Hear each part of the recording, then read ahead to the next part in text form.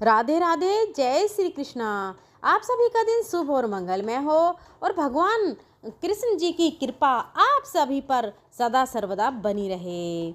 आप सभी को भाई दूज की हार्दिक शुभकामनाएं। आज सुनिए कार्तिक मास महात्म्य का अध्याय 16। आज का अध्याय शुभ आरंभ करने से पहले आपको सुनाते हैं कार्तिक मास में सुनी जाने वाली ब्राह्मण और ब्राह्मणी की कथा। किसी गांव में एक ब्राह्मण ब्राह्मणी रहते थे। उनका कार्तिक नहाने का नियम था। कार्तिक का महीना आने पर 7 कोस चलकर गंगा जमुना नहाने जाते थे। आते जाते ब्राह्मणी बहुत थक जाती थी। एक दिन ब्राह्मणी बोली कि हमारे कोई बेटा होता तो वह बहू घर आते ही खाना बना हुआ मिलता, कपड़े धुले हुए मिलते। ब्राह्मण कहने लगा, यह तूने बड़ी बात कही, ला मैं तेरे लिए बहू ला देता हूँ। एक पोटली में थोड़े से चने बांधे और उसमें थोड़े से सोने की मोहरें भी डाल दी। ब्राह्मणी ने पोटली बांध कर दे दी। ब्राह्मण पोटली लेकर चल दिया।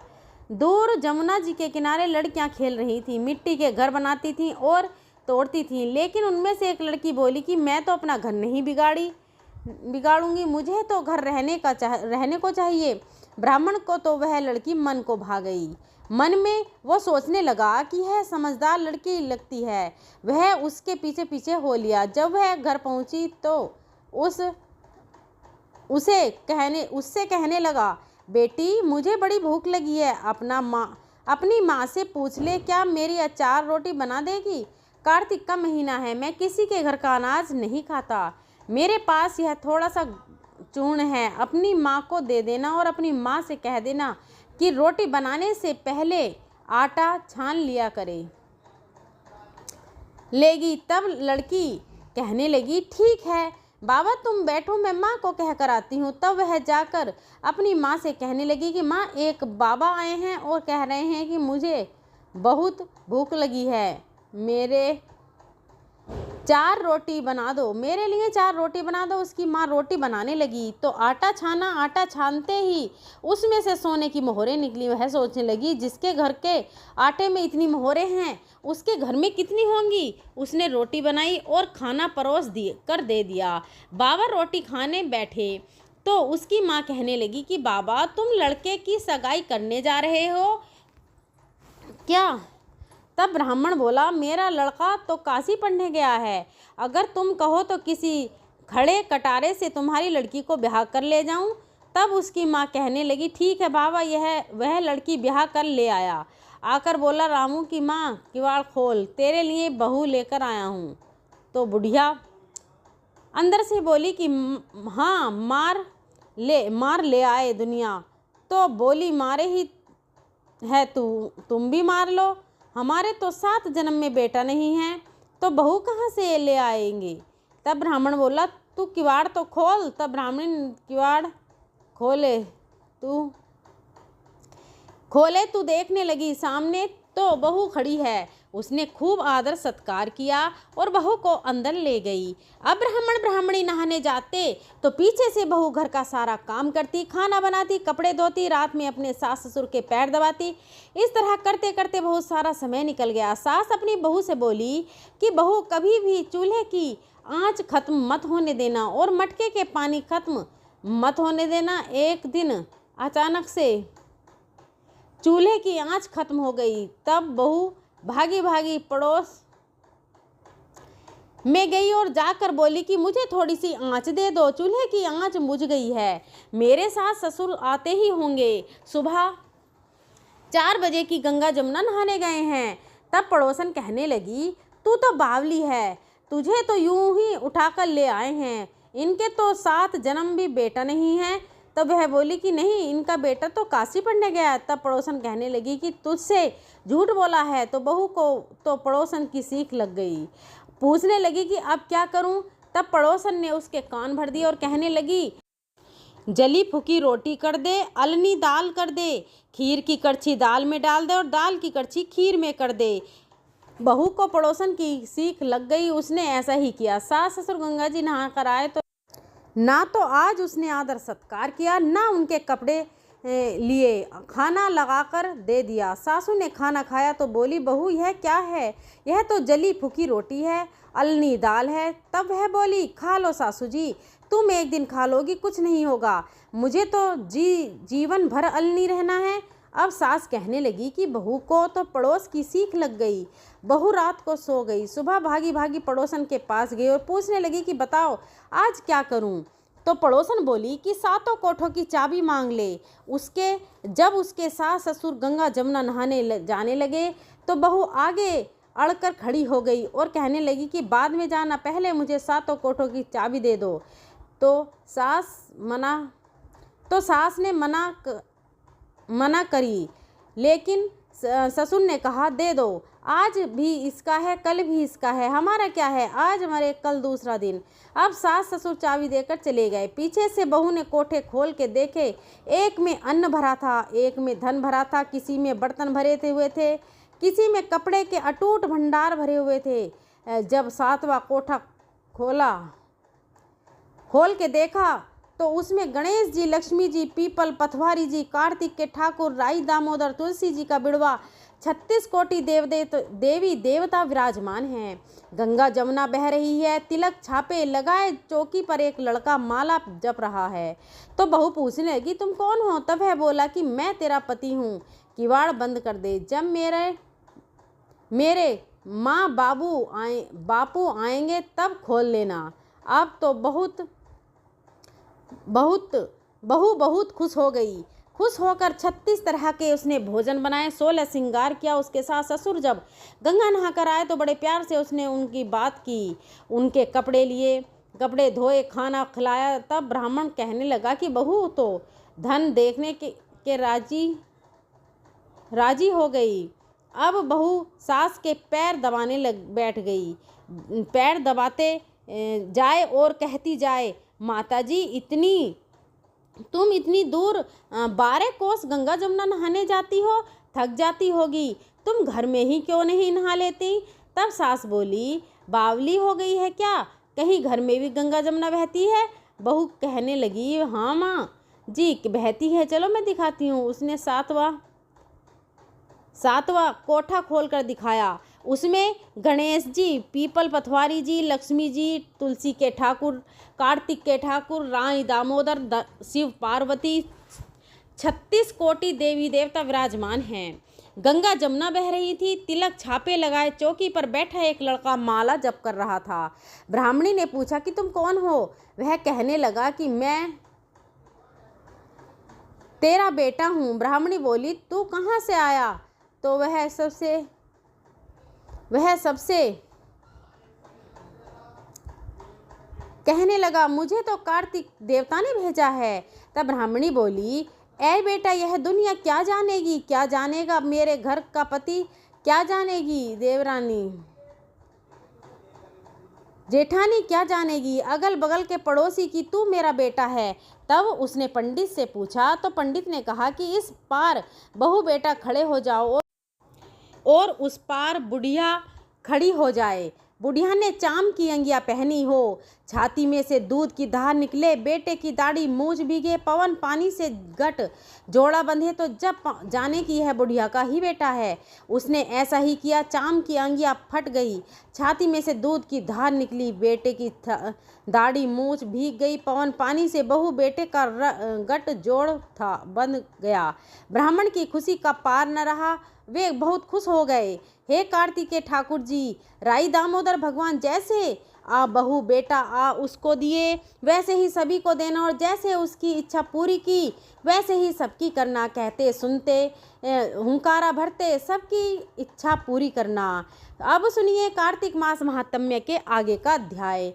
इससे पहले की वीडियो में आपने जाना था कि किस प्रकार देव ऋषि नारद ने राजा पृथु को एकादशी व्रत का महात्म्य और राधा रानी भगवान श्री कृष्ण को इतनी प्रिय क्यों है इसका रहस्य बताया था। अब महाराज पृथु ने देव ऋषि नारद से पूछा है,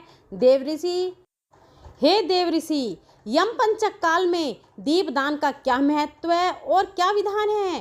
कृपया करके मुझे विस्तार पूर्वक बताइए तब नारद जी ने कहा, हे राजन, कार्तिक मास की कृष्ण पक्ष की त्रयोदशी तिथि से लेकर शुक्ल पक्ष की द्वितीया तक 5 दिन यमपंचक कहलाते हैं। इन दिनों में धनतेरस की रात को यमराज के निमित्त दीपक जलाने से यमराज प्रसन्न होते हैं और अकाल मृत्यु आदि नहीं होती।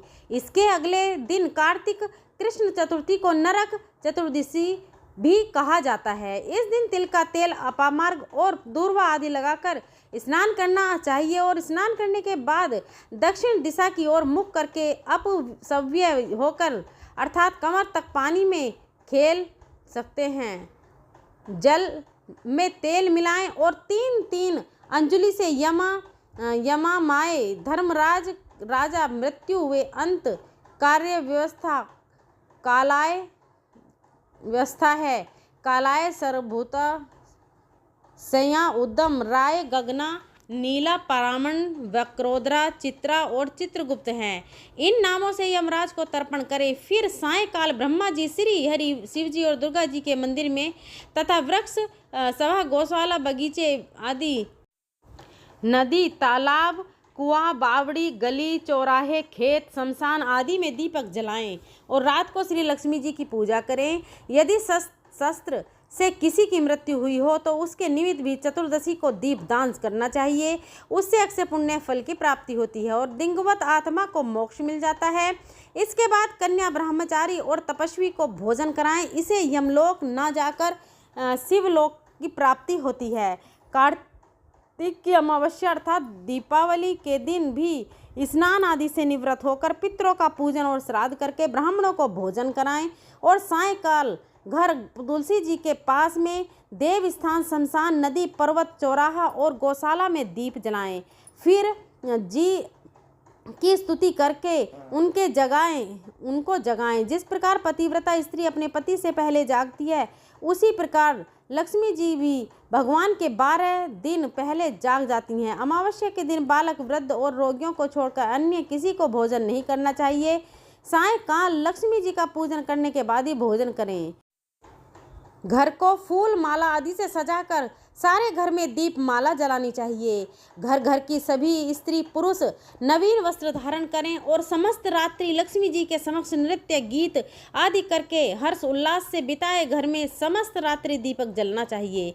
उस रात को लक्ष्मी जी सभी घरों में घूमती हैं और जो घर सबसे अधिक सुंदर और रमणीक होता है, जिस घर में सुख शांति होती है, जिस घर में कलह कलेश नहीं होता है, जिस घर में सभी बड़े बुजुर्गों का सम्मान किया जाता है, उसी घर में लक्ष्मी जी लंबे समय तक निवास करती हैं।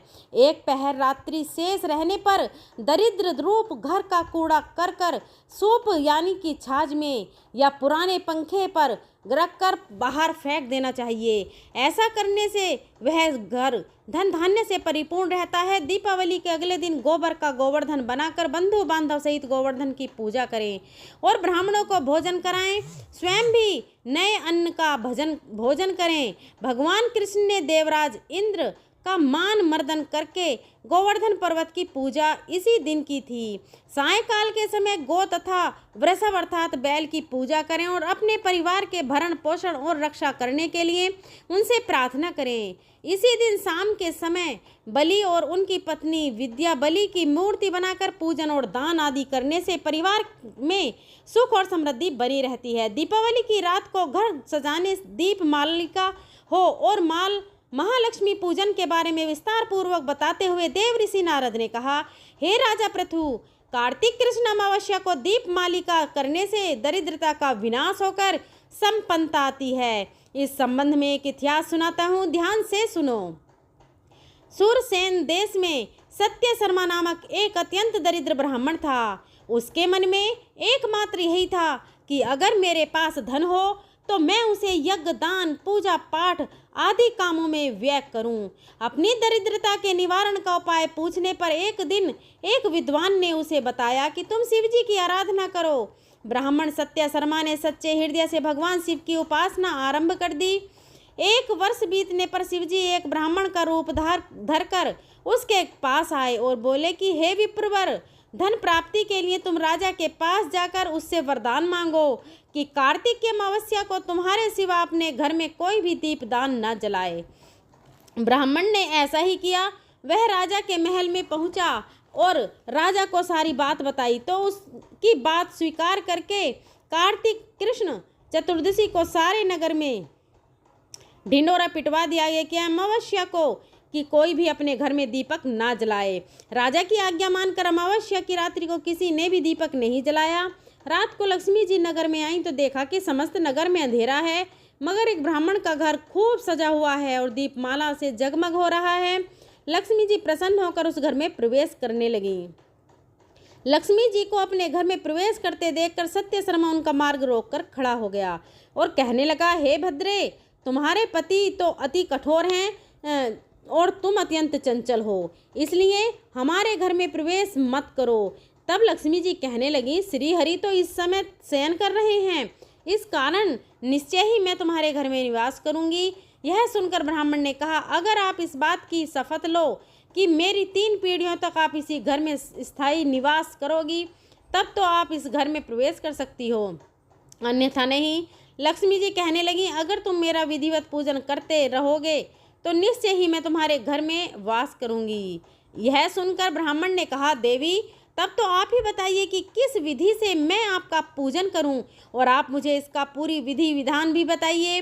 तब लक्ष्मी जी ने कहने लगी, हे ब्राह्मण, प्रतिवर्ष कार्तिक मास की अमावस्या को प्रातःकाल स्नान आदि से निवृत्त होकर देवताओं और पितरों का पूजन करो। दिन के तीसरे पहर में श्राद्ध करके ब्राह्मणों को सुंदर पकवानों का भोजन कराओ। प्रदोष के समय दीप माला करो। तुलसी जी के समीप ब्राह्मण के घर में देव मंदिर, चौराहे, शमशान और गौशाला में अनेक दीप जलाओ। इस दिन बालक, वृद्ध और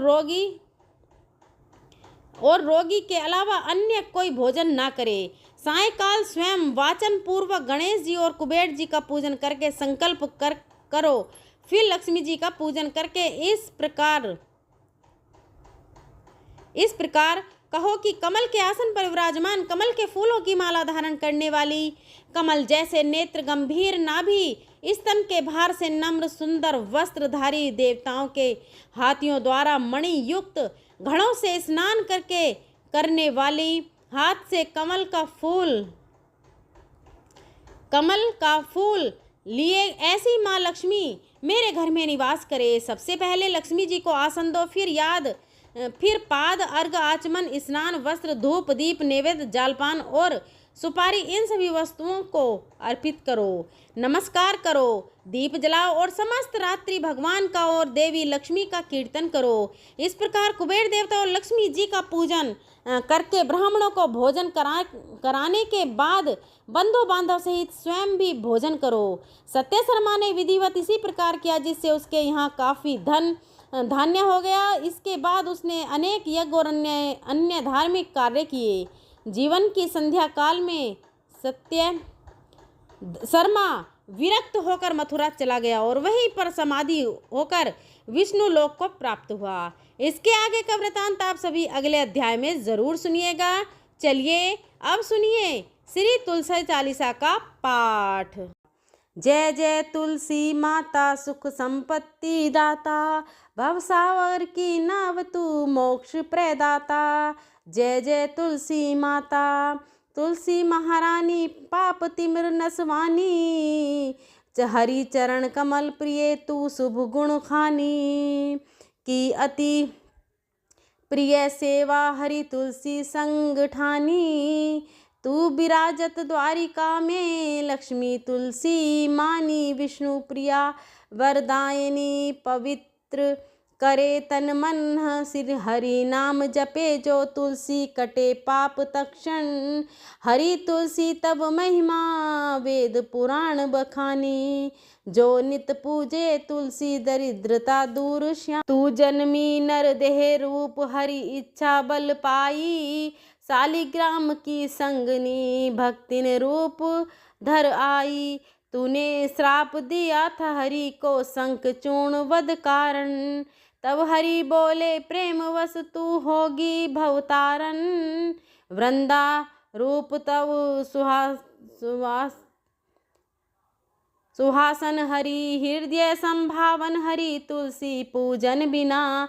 न होए हरि भावन जो तुलसी जल चढ़ावे।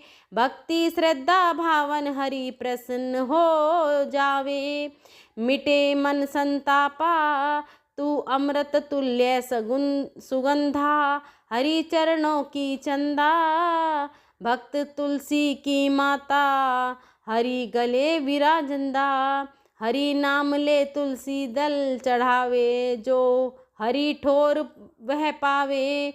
मोक्ष महान हरि होए कृपाधार तू करुणा सागर माता। कृपा कर भक्तन जानी जो श्रद्धा से तब पूजन करे। न रहे जग माही हानि कर्म दोष जो भारी तुलसी जप से हारी। हरि नाम संग तब पूजा जन्म मरण दुख टारी। हरि तुलसी तेरी महिमा अनंत अगाध असीम। रवि शशि तारा ने गिन सके तेरा गौरव दीन। तू द्वारिका की शोभा बैकुंठ बाग की पत्ती। हरि हृदय की तू अधिशा भक्तन की तू प्राणी। सुख संपत्ति तू ही देती संकट हरण कराती। हरि के दरबार में तू दया रूप बन जाती।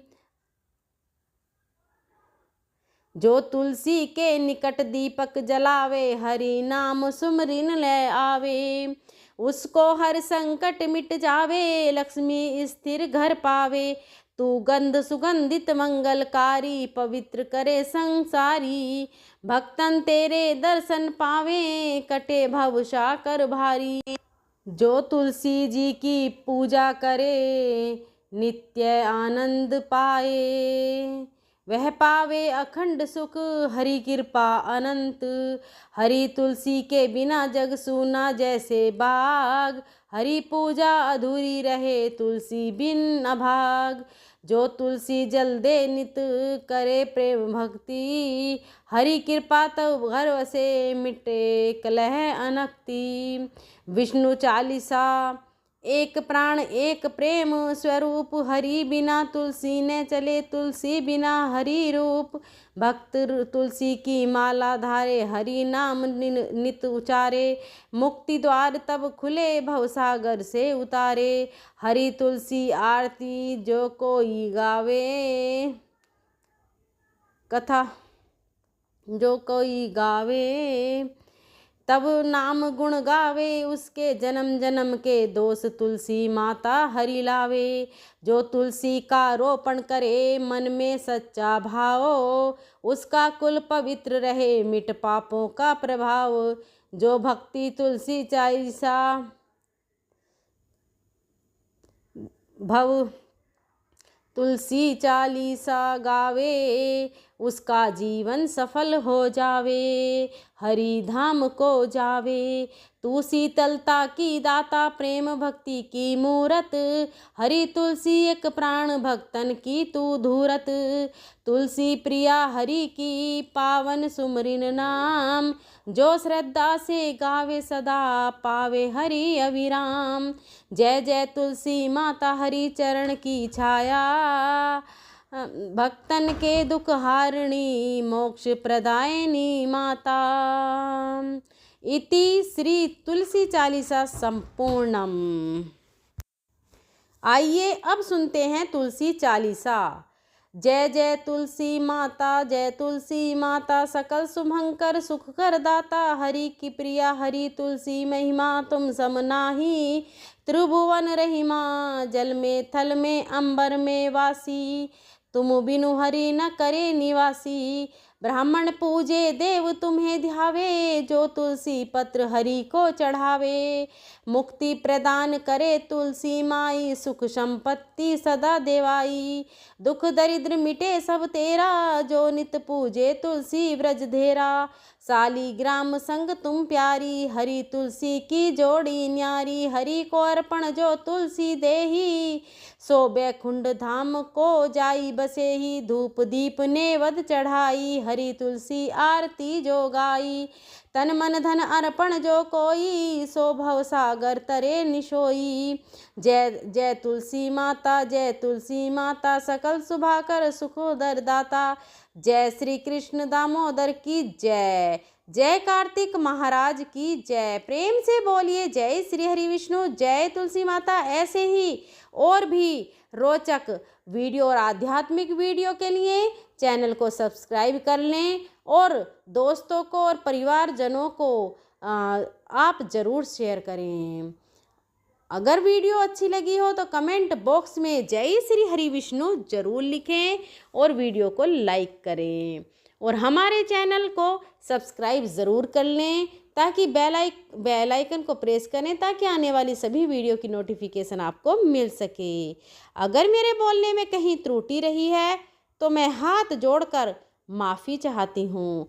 मिलते हैं अगली वीडियो में, तब तक के लिए जय श्री कृष्णा, जय हरि विष्णु, जय माता लक्ष्मी, जय तुलसी माता।